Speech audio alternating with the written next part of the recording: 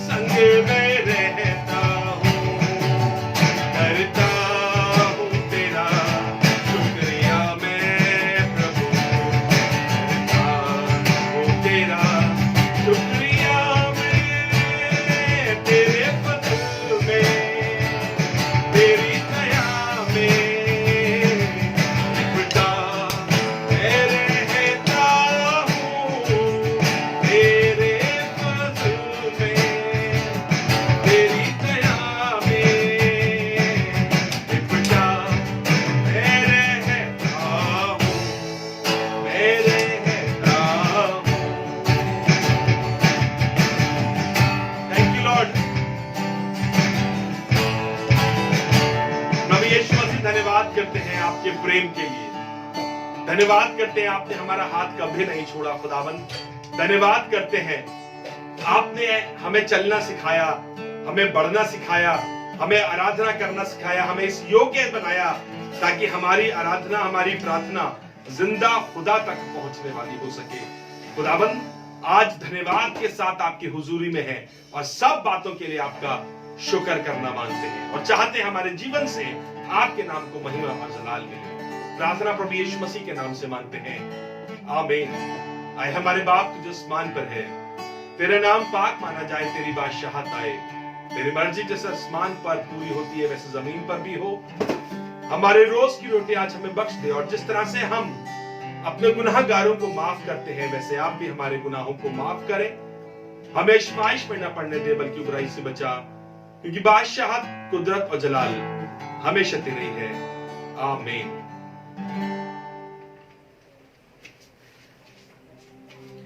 Praise Lord. आज परमेश्वर के कलाम से आपको आशीष और बरकत देना मानता हूं। इस कलाम ने मुझे बहुत बरकत दी। जब मैं प्रार्थना में बैठा तो इस कलाम से जब मैं बढ़ने लगा तो आज का मेरा टॉपिक सबसे पहले आपको यही बताना मानता हूं कि किसी को खरीद लो, किसी को अपने स्वभाव से मोह लो। आज किसी को कोशिश करो कि कोई आपको देखकर, आपके साथ रहकर खुदावंद यीशु मसीह की इबादत करने लगे। आज आपके साथ रहकर कोई खुदावंद यीशु के नजदीक पहुंच जाए और उद्धार प्राप्त करे।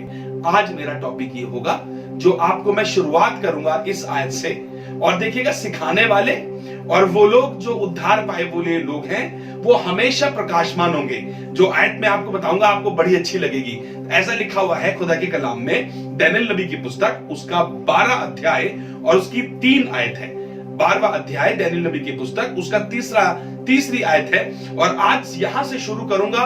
टॉपिक आपको बताया है, चाहता हूं आप लोग इसको सीखें और आप लोग इसको और मैं भी इसको अपनी जिंदगी में अमल करें ताकि हमारे भले कामों को देखकर आसमान के खुदा की तमजीद हो सके। और आप इसको, अब क्योंकि दिसंबर का सीजन है, अभी क्रिसमस का सीजन है, तो आप इसको अपने लिए एक क्रिसमस रेजोल्यूशन बना लीजिए।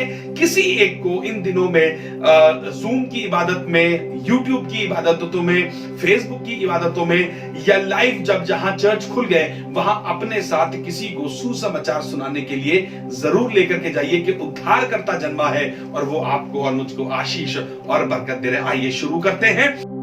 दानियेल नबी की पुस्तक उसका 12 अध्याय और उसकी 3री आयत में कुछ इस प्रकार लिखा है, तब सिखाने वालों की चमक आकाश मंडल की सी होगी और जो बहुतों को धर्मी बनाते हैं वे सर्वदा न्याय प्रकाशमान होते रहेंगे। यानी जो लोग बहुतों को धर्मी बनाते हैं वो लोग, ये गुरुओं की बातें करी जा रही हैं। जैसे टीचर स्टूडेंट को सिखाता है वो हमेशा वो आदर का योग्य है, चाहे आदमी कितना ही बड़ा हो जाए, चाहे वो स्टूडेंट कितना ही काबिल हो जाए, रहेगा स्टूडेंट ही। और टीचर चाहे कितना बुजुर्ग हो जाए तो भी वो रहेगा टीचर ही। तो खुदा के कलाम में कुछ ऐसा ही लिखा हुआ है, तब सिखाने वालों की चमक आकाश मंडल की सी होगी और जो बहुतों को धर्मी बनाते हैं वो सर्वदा की न्याय प्रकाशमान होंगे। उनका उजियाला कभी कम नहीं होगा, उनकी बरकतें कभी कम नहीं होंगी, उनका उद्धार कभी कम नहीं होगा और वो हमेशा बढ़ते रहेंगे। ना केवल वो वरन उनकी पुष्ट दर पुष्ट भी बरकत हासिल करेगी। सुनिएगा, ऐसा लिखा हुआ है खुदा के कलाम के अंदर। आज मेरा टॉपिक है, आज मेरा सिखाना है, आज मेरा सीखना है, आपको बताना है। कलीसिया के लोग, पास्टर्स लोग, वर्शिप लीडर्स लोग, मैं आज सबसे बात करना मांग रहा हूं और बता करके आपको कहना मांग रहा हूं, अपने स्वभाव से किसी को मोह लो।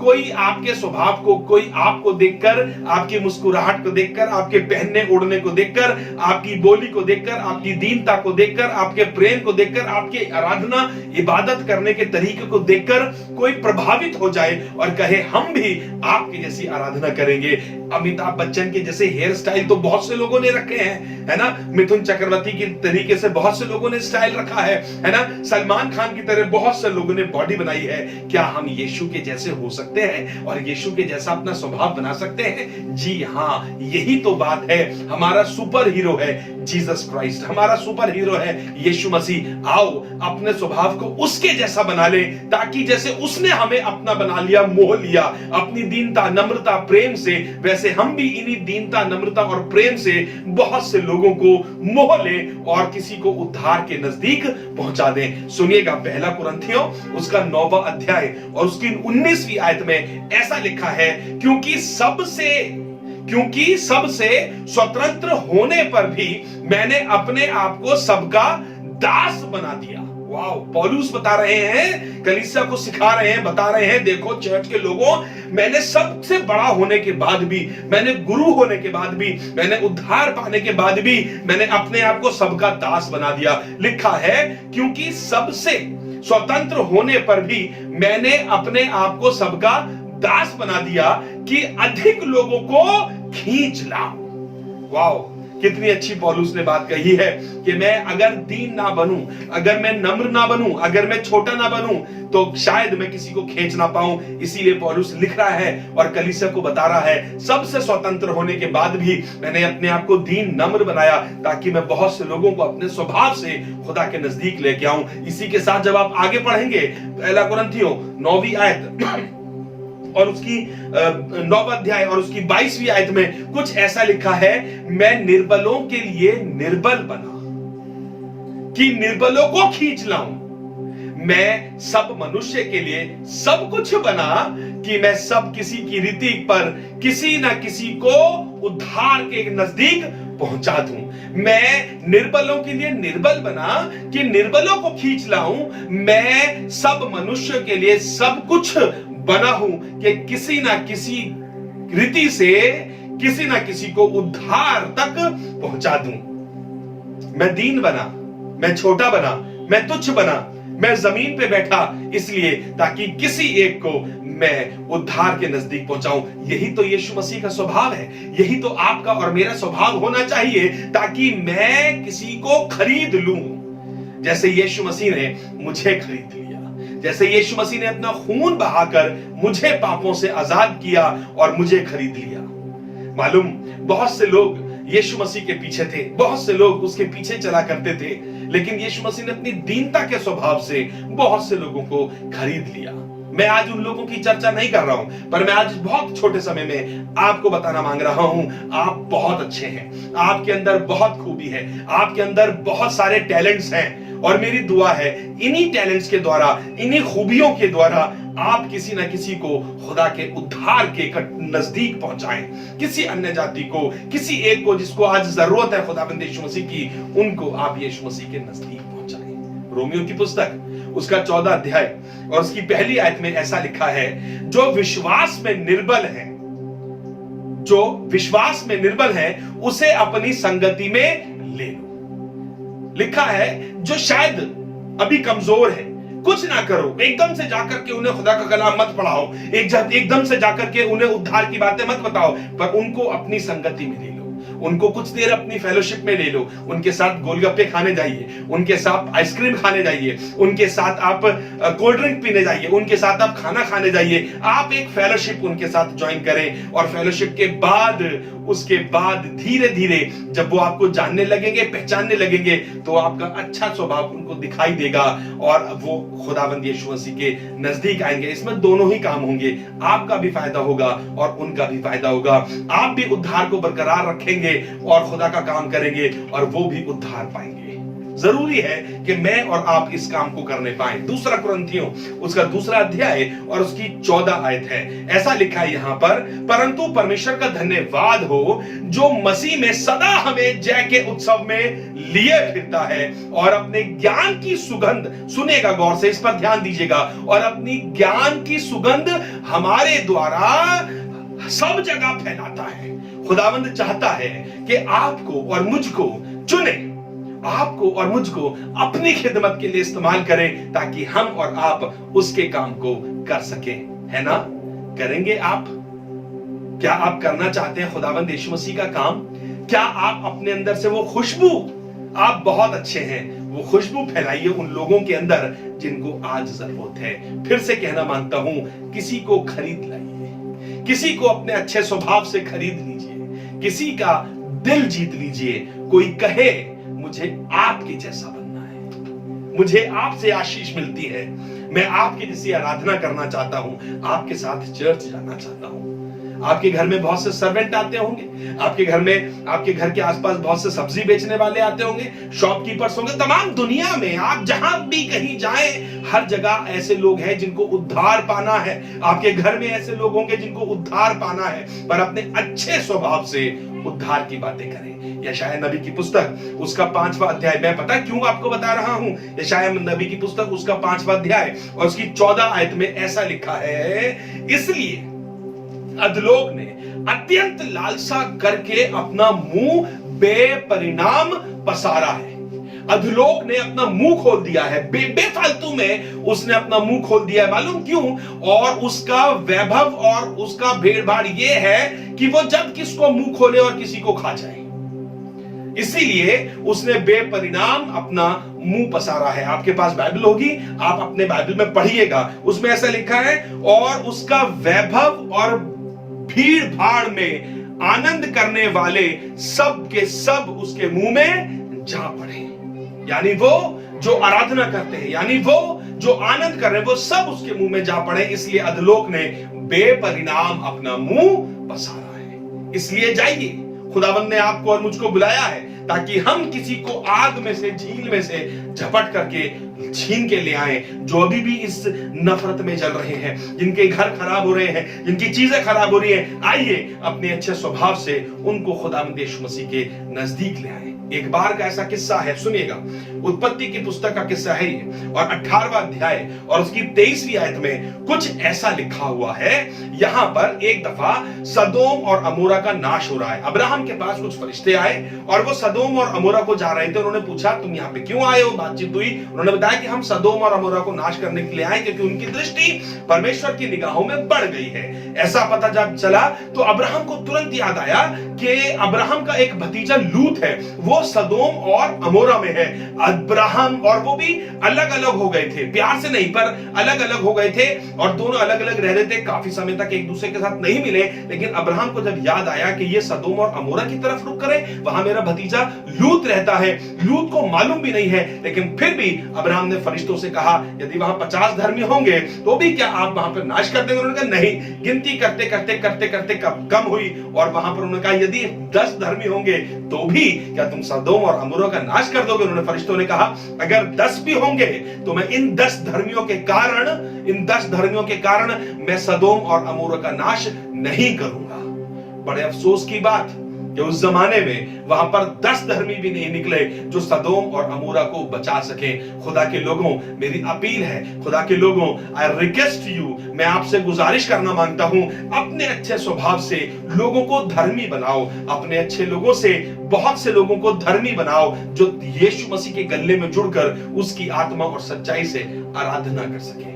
पहला कुरिन्थियों 6 अध्याय उसकी 20वीं आयत में कुछ ऐसा लिखा है, क्योंकि दाम देकर मोल लिए गए हो, इसलिए अपनी देह के कारण परमेश्वर की महिमा करो। अपने विषय में सोचें, मेरे विषय में सोचें, और उन लोगों के विषय में सोचें। अपने विषय में यह सोचें कि आपके लिए खुदावंद यीशु मसीह ने दाम दिया है, अपना खून बहाया है। बाइबल में लिखा है तुम तो निकम्मे निकले थे, जांच में निकम्मे ठहरे, लेकिन खुदावंद यीशु मसीह ने अपना खून बहाकर आपको और मुझको मोल ले लिया, खरीद लिया उसने, ताकि हम उसके कहलाए। आइए आज इस बर्डन को लें, इस क्रिसमस वाले दिनों में, सीजन में अपने कंधों पर यह बोझ लें कि हम किसी को धर्मी बनाएंगे, हम किसी को उद्धार के नजदीक पहुंचाएंगे, ताकि यीशु मसीह की जय जयकार हो। मत्ती की इंजील 3 अध्याय और 10वीं आयत है, यहां पर ऐसा लिखा हुआ है, ध्यान से सुनिएगा, बड़ी खास आयत है ये।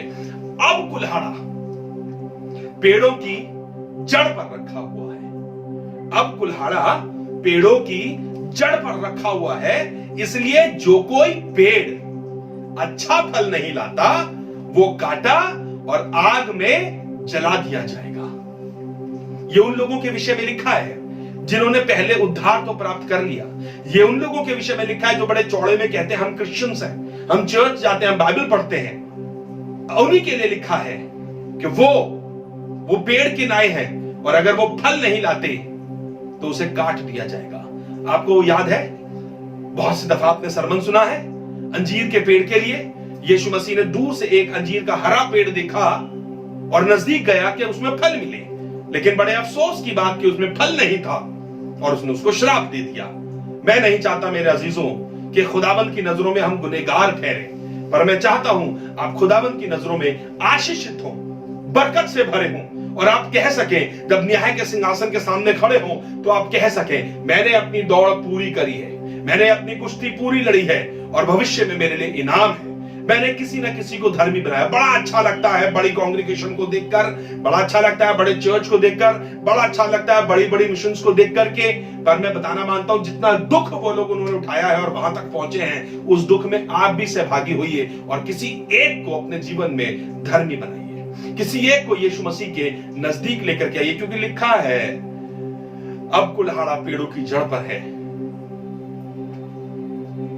डरिए, घबराइए इस बात से कि हमारे साथ बुरा ना हो, हमारे साथ प्रभु काटने वाली बातें ना करे।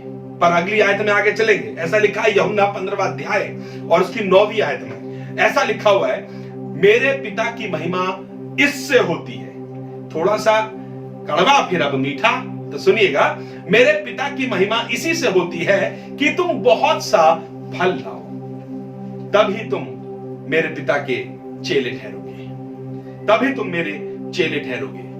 दोबारा पढ़ के बताता हूं, मेरे पिता की महिमा इसी से होती है कि तुम बहुत सा फल लाओ, तभी तुम मेरे चेले ठहरोगे।